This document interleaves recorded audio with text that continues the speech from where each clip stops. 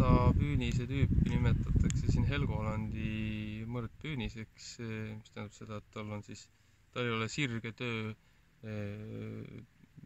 tööjoon, vaid tal on sihuke murdekoht sees,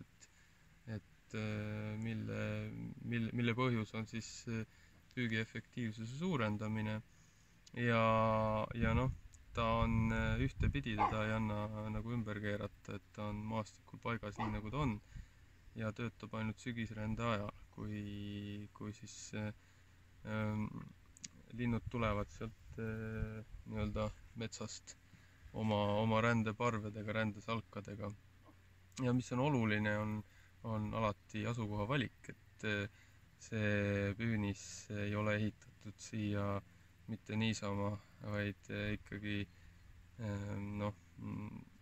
oli varem teada ja selleks tehti vaatluseid, et siin selline maastikul esinev pudelikael, metsaribast moodustuv selline pudelikael koondab neid linde sügisrände ajal ja siin on võimalik neid suurearvuliselt siis kätte saada ja märgistada.